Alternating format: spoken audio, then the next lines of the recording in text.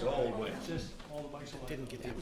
So just before we start, we're not going to be standing up because for the audio reception, it's best to stay seated and direct your questions to the mic. And this is a first, so you can see that we are adhering to the 6 feet, 2 meter physical distancing, and staff are out in the foyer or in the reception area, and they'll come in at one at a time to make the presentations to work with each of the committees. So, and the screens aren't working, correct? Everything's disconnected because you're away from your port. That's the reason we had to not use the screens. But I just wanted to quickly follow up with the what I spoke about last month about the influenza epidemic. Was a brief, calamitous episode, and our historical advisor or resource person, Natalie Munn, sent me an email stated the following: my grandmother remembers seeing a family standing out on Longworth Avenue at the top of the present-day Birchwood Street as their child's tiny coffin was taken out to the cemetery. The weeping family couldn't go near for fear of catching the virus. My great-grandmother, Elizabeth McGuinness Goody, worked with the sick as a midwife and also attended to the sick in the community during this period. So it's amazing how it was affected by people that, we have employees that have stories coming from that influenza epidemic.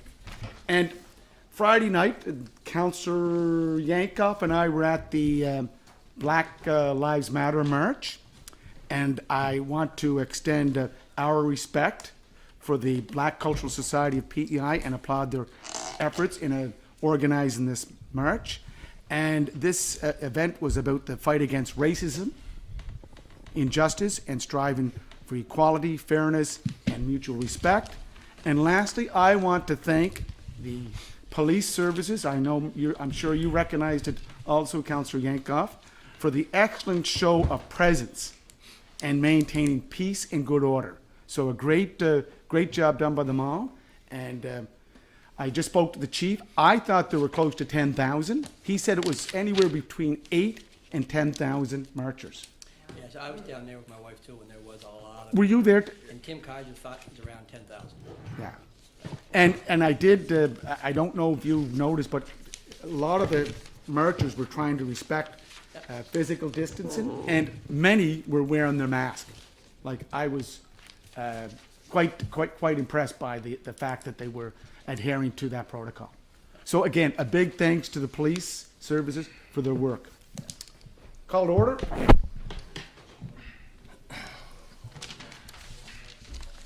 Oh, just Mr. Kelly reminded me, all mics are live, so you can't kill your mic or turn your mic off. So anything you say to yourself, or if you're shuffling paper, be careful. Declarations of conflict of interest. Councillor Duran. Pine Drive there in Plan. Pine Drive, and I think also Councillor McCabe, yeah. Pine Drive as well. Julie McKay. Okay. Approval of the agenda. Your worship, You want to add something there, if I could Councillor add, Bernard? yes, if I could add to go into closed session as per section 119, 1F. 1F. Worship, yeah. Okay, so you're moving that? I am. Seconded by Councillor Duffy. Any questions? Yep. What is that? It's going into a closed session to deal with one of the items that will be on the agenda tonight. So what 1F, Councillor Duran, is a conduct of existing or anticipated legal proceedings. Okay. Okay. Yeah. Councillor McLeod, yay, nay. In favor. Councillor Tweel. In favor. Councillor Yankoff. In favor. Councillor Rivard. Yep. Councillor Duran. No. No. Councillor Cody. In favor. Councillor Bernard. In favor? Councillor McKay. In favor. Councillor Duffy. In favor. Councillor Ramsey. In favor. Okay. Shut the doors. Is this where you want me also to, on the agenda, to put public works on a different order?